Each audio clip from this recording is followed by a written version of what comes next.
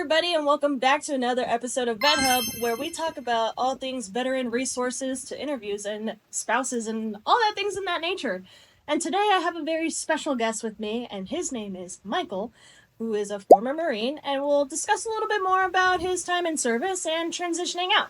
So let's get right into it. What made you pick the Marines? So, growing up, I want to say there was a whole host of things that made me want to join the Marines. So, my grandfather was a World War II fighter ace, flying P-51 Mustangs. So, that was definitely going into the military service, as it's kind of like tradition, I guess, if you want to say. My cousin, he chose the Marines. And then, growing up, I kind of got bullied in high school.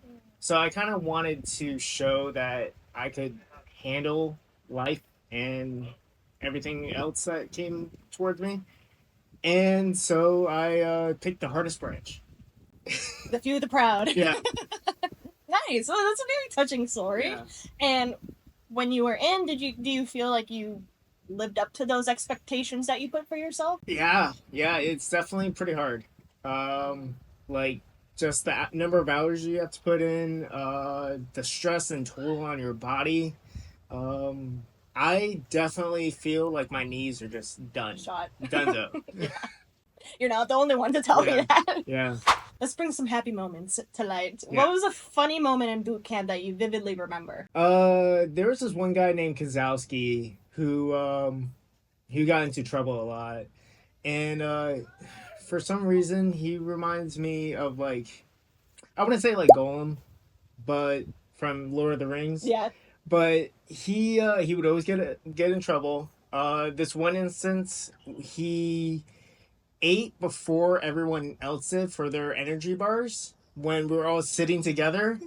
So the drill instructors got him to sit in a chair with his feet propped up while everyone else is doing push-ups, and he's eating donuts in the chair, and he's going 1 down, jump, jump, jump, and then 1, 2 down. Oh my gosh. So mm-hmm. That's funny. That's pretty funny. I totally forgot about those dang energy bars. And then, so after boot camp, tell me a little bit because Coast Guard is a bit different. So did you get like a dream sheet where you were able to possibly put picks, or was it just luck of the draw? Yeah, so after you do your schooling, you have to put down like what you want to go, like where you want to go. Mm-hmm. And I, for some reason, put East Coast because I had a girlfriend at the time. And then that's when I was like, oh, yeah, I'd be closer. I could be in Florida. No, they sent me to North Carolina. So she lived in Florida at the time. I lived in North Carolina. And I did not want to really be in North Carolina. If anything, I wanted to go to Japan and Oki. So I should have probably put Japan. Yeah. Okay. So how was the time in North Carolina besides you hating it? So I would say it was pretty good. I got to be with a whole bunch of people that I really think shaped and molded me. I mean, it's during your forming years, of like 18 through 22. And so one of my best buddies, Eddie Magdaleno, he really kept me on the straight and narrow, but also kind of gave me more confidence in myself. Other than that, when I was there, I was a radio technician, then a mail clerk, because I'm pretty sure my platoon sergeant didn't like me. And then I became a MSG after that, so I had to leave North Carolina. Oh. Yeah. Okay. Was it because the time was up, or because you changed? I changed. Okay. Yeah. So from North Carolina, I put in an extension for about 2 years. So you mentioned that you did MSG, and that's when you swapped. Explain to me a little bit, what does that mean? Yeah, so MSG is Marine Security Guard duty, and essentially what that is embassy guarding. Okay. So this is when a Marine is in what's called Post 1. Post 1 is the central hub of the guarding shack, I guess. It's not really a shack, but the guarding area of where we have eyes on the entire embassy. And then, so you said that after North Carolina, you left. Mm-hmm. And then where'd you go after that? I went to 3 countries. I went to Baku, Azerbaijan, Luxembourg, and Nouakchott, Mauritania. So East Europe, West Africa. Wow. You gotta tell me, how was that? Oh yeah, these were some fun times. Baku is interesting. It's a post-Soviet country. Okay. So mixed with Arabic culture. So you have Russians mixed with Arabics, and that can be a little bit frightening to a lot of Americans just because they don't understand that lifestyle. But from what I've found, they were very welcoming in Azerbaijan. Um, I definitely found some people there to be some of my best friends. Even the drivers. The drivers were great. Um, yeah. Okay. So what were some cool, fun missions that you got to do over there? I wouldn't say like these are missions, but we used to have like drills. So Okay. you would get in the car, you drive over to the embassy, do everything as quickly as you can, and just like get in position. And I know there was this one time that we had like I wouldn't call it paintball or airsoft inside the embassy, but it was basically us, um, with everything unloaded and just like trying to go around and find the bad guy. And okay. I was the bad guy once, and I hid pretty well. And they couldn't find you? Yeah, they couldn't find me. Dang, how long did you hide? Maybe like 30, 45 minutes. Yeah. And then Good eventually, job. yeah, and then eventually they found me, and I think I took out someone. So, in the play stage, I Yeah. guess. What other sources of entertainment did you have? We went to the mud volcanoes in Baku.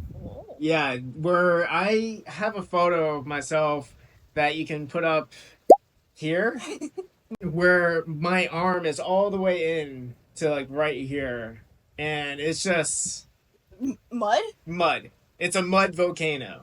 Okay, I definitely have to see that Yeah. picture because that looks kind of fun. Yeah, I'll send that to you. So what, is it supposed to be like a cleansing thing? Or... No. No, just mud. No, just a mud volcano. Oh, okay. And then I went to Georgia when I was over there. Okay. So Georgia, the country, not the state. Thank you for clarifying. Yeah. Which, honestly, Tbilisi has to be one of my favorite cities to go to over in that side. Has amazing wine. If you want to check it out, it's called Kynes Morali. Well, it's from the region Kynes Morali. And I want to say the wine company brand is Marubi, and definitely so good. There was definitely this one time that the detachment, we went out for some drinks, and then I ended up being the last one out for the night, and then I called the driver. The driver was taking a little bit too long, so in my drunken state, I just ran all the way back home. So it was like probably like 2 to 3 miles that I ran. Were you full throttle running? Yeah, full throttle, just like middle of the night. Just How long did it take you? Did you even time it? no, I didn't time it. You should have timed it. No. What if that was like your best run time I ever? know, right? Like that's what they should do for the PFTs. Did anybody call you out on it? I think some of the detachment members were like, "What happened to you last night?" And then they were like, "Brian, you idiot." So what were some challenging or positive moments that you encountered in your time of service? For me, it was always that transitionary period between going from one rank to the other. So whenever I would be promoted from lance corporal to corporal to sergeant, I think that has always been the hardest time for me because you're learning all these new skills and roles that you're supposed to be filling, and the responsibility that you're supposed to be taking. It puts a burden on you, and a lot of people may not see it that way. They might just see, oh, more pay. But for me, I took it seriously, and especially that jump from lower junior enlisted to a non-commissioned officer. of Lance Corporal to Corporal. That was tremendously difficult because I still wanted to hang out with my Lance Corporal friends. And I really couldn't because then it would be fraternizing while we were in the same company. And that to me was probably one of the hardest parts. That, Barrier, yeah, yeah, the that jump. barrier jump between. I get that, yeah, Yeah. because you still want to hang out with your friends, but now it's considered like taboo. Yeah. So during your time in service, were there any moments that impacted you significantly, either your personal life or during your time in service, like professionally? Yeah, so I have to say all the traveling I did, both domestically and internationally. Coming from Florida and beautiful Naples, Florida, as you can see around us. Which it is still hot. um, you know, Naples is kind of a bubble, and being able to go to all these different places really opened up my eyes. So, one of the first places I traveled to, South Carolina, very southern, even though Florida is a southern state. South Carolina is more southern in certain aspects. Then I went to California, and then California was more liberal and go with the flow and very just fun to fun vibes. And then back to North Carolina, very stern, strict. Let's get the job done. We have things to do. And then overseas, that was its own entire beast there because I got to see things from the perspective of other people in the world, not just Americans. Yeah. And with this perspective, it really shaped my worldview. I had already been traveling since I was 5, going to Honduras, but that's with family. Whereas this is kind of like on my own with like a Marine Corps unit. That's really, we only had like 5 Marines per unit. And then the rest were the local. Yeah, yeah. So for MSG duty, those units really only have like 5 Marines plus a detachment commander, and it's really small, and you don't really get to be surrounded by American culture like you are in America. Right. So you get to fully embrace the international side of things. Would you say it was harder to get accustomed to or easier? Just because I had so much experience being international since I was 5 years old, I really adapted to it really quickly, and I really enjoyed it. It seemed to be just like a wild, fun ride. What led you to finally make the decision of getting out of the service? When I was thinking about getting out of the service, I had been in maybe 5 years and some change. And so I had the option to either claim a boat space, which a boat space just means a spot for reenlistment, or to, you know, exit out. And this was when I was still in Azerbaijan. And I had thought, I'll give it some time. Give it some time. Lost my boat space, so then I could have reenlisted as something else, but I really didn't want to. And by this time, I was in Luxembourg, and like I had already been taking college classes, and also I was just thinking, oh, I could just go to college. College sounds pretty nice.